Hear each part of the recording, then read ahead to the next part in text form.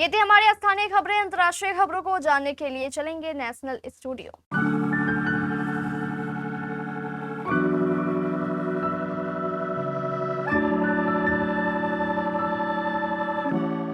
आइए जानते हैं आज के प्रमुख अंतर्राष्ट्रीय खबरों को। पहले एक नजर हेडलाइंस पे।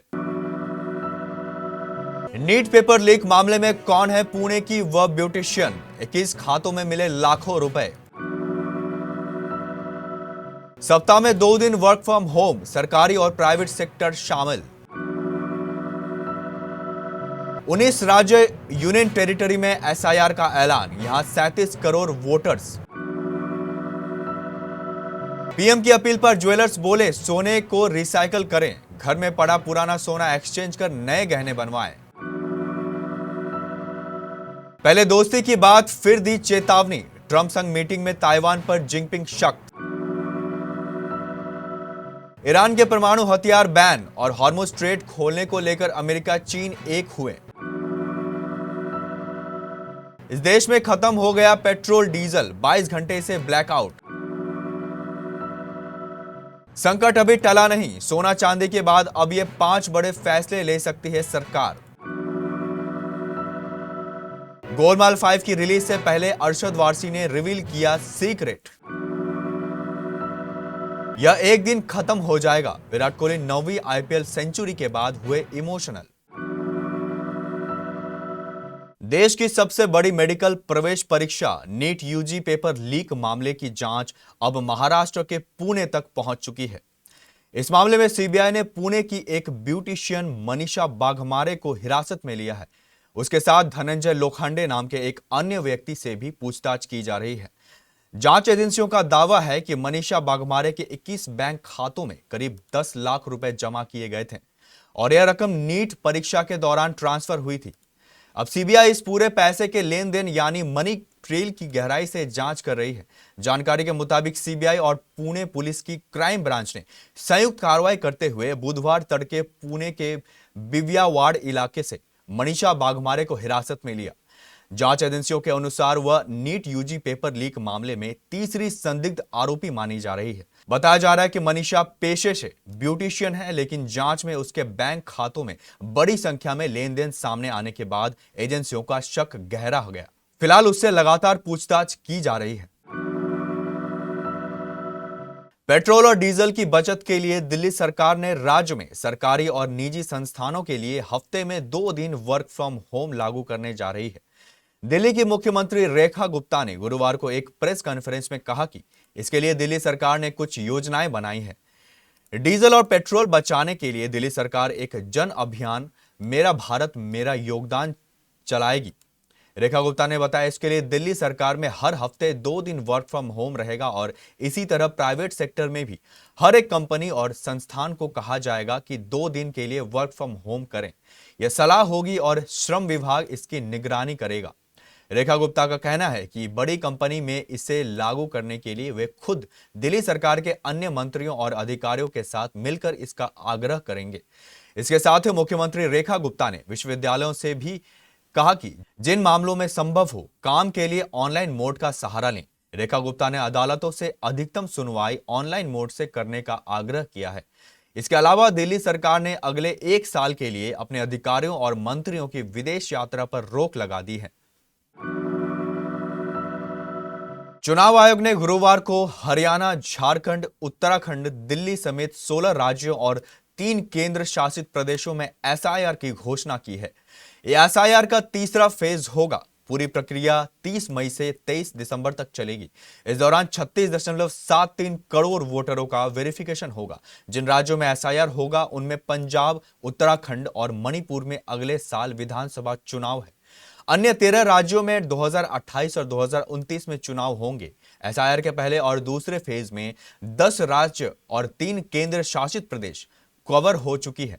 एसआईआर के बाद बिहार, पश्चिम बंगाल, पुडुचेरी और असम विधानसभा चुनाव में भाजपा जीती है।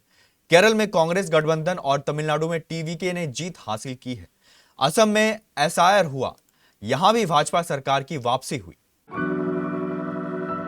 प्रधानमंत्री नरेंद्र मोदी की हालिया अपील के बाद सराफा बाजार में हलचल तेज हो गई है।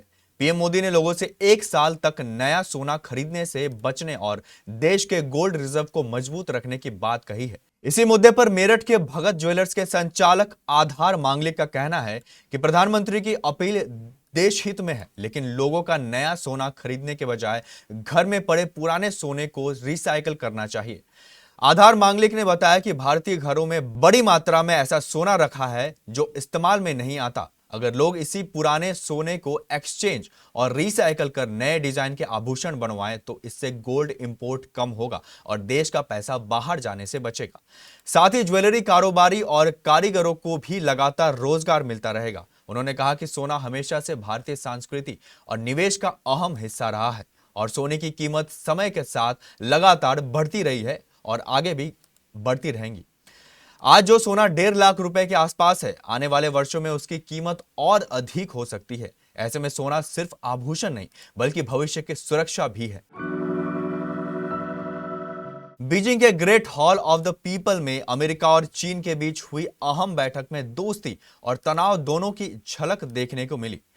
चीनी राष्ट्रपति शी जिनपिंग ने अमेरिकी राष्ट्रपति डोनाल्ड ट्रंप के साथ बातचीत की शुरुआत सहयोग और साझेदारी की बातों से की, लेकिन ताइवान का मुद्दा आते ही उनका रुख बेहद सख्त हो गया।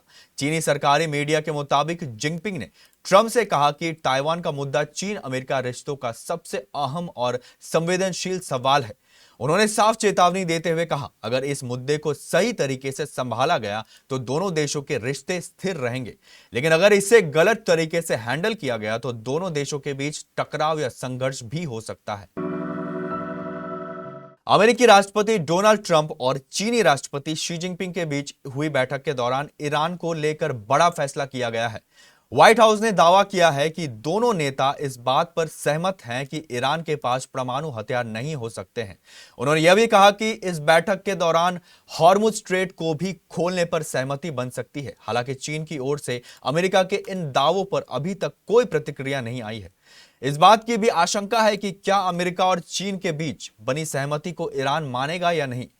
ट्रंप बुधवार को 2 दिवसीय यात्रा पर चीन पहुंचे हैं। उनके साथ भारी भरकम अमेरिकी प्रतिनिधिमंडल भी हैं। ईरान अमेरिका जंग के बीच कई देश तेल की किल्लत से जूझ रहे हैं। कई देशों में दाम बढ़ गए हैं, राशनिंग और वर्क फ्रॉम होम जैसे नियम बनने लगे हैं। इस हाहाकार के बीच एक देश में पेट्रोल डीजल पूरी तरह खत्म हो गया है। 22 घंटों से यह देश खूब अंधेरे में डूबा हुआ है और हालात इतने खराब हो चुके हैं कि वहां की सरकार ने अपने हाथ खड़े कर दिए हैं। यह देश क्यूबा है, जिसे अमेरिका ने पहले ही खोखला कर दिया था और अब मिडिल ईस्ट के हालातों ने पूरी तरह घुटनों पर ला दिया है। क्यूबा के ऊपर इस वक्त मुसीबतों का ऐसा पहाड़ टूटा है कि पूरा देश खूब अंधेरे में डूब गया है।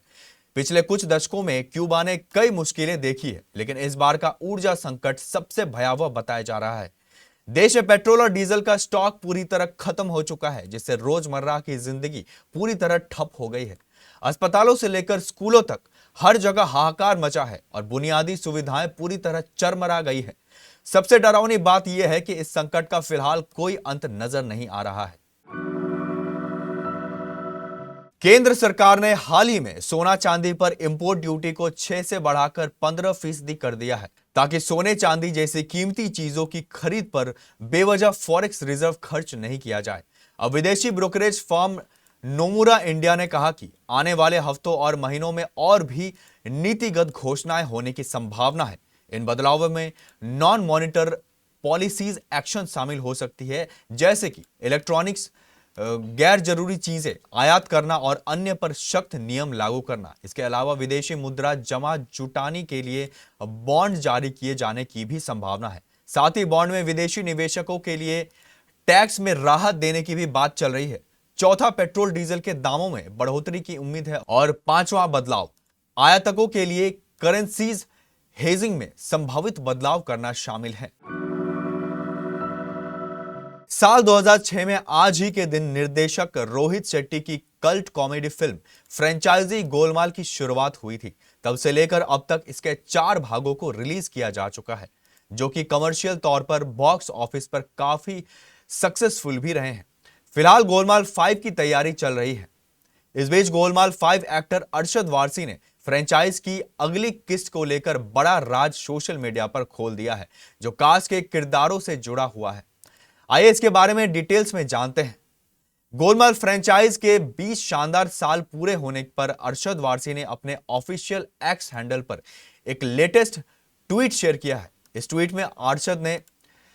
में अरशद के साथ साथ अभिनेता शर्मन जोशी भी नजर आ रहे हैं, लेकिन लेडीज अंदाज में, जैसे 20 साल पहले आई गोलमाल के किरदार में दिखाई दिए थे। वीडियो में अरशद और शर्मान के पुराने और नए लुक दोनों दिखाई दे रहे हैं।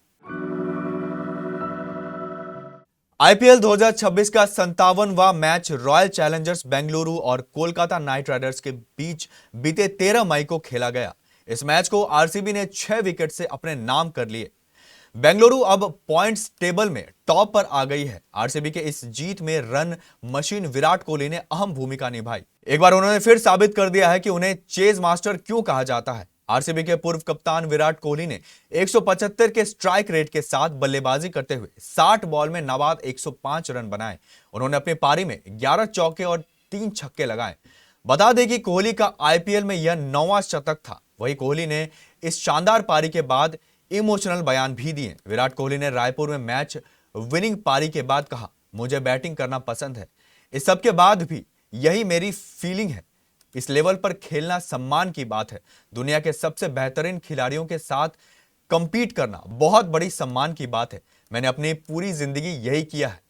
क्रिकेट वो है जिसको मैंने सच्चा प्यार किया है और वह फील्ड पर पूरी जान झोंक देता हूं, भले ही मैं फील्डिंग कर रहा हूं या बैटिंग, क्योंकि यह एक दिन खत्म हो जाएगा। अंतर्राष्ट्रीय खबरों के बाद स्थानीय खबरों को जानने के लिए चलेंगे प्राइम स्टूडियो।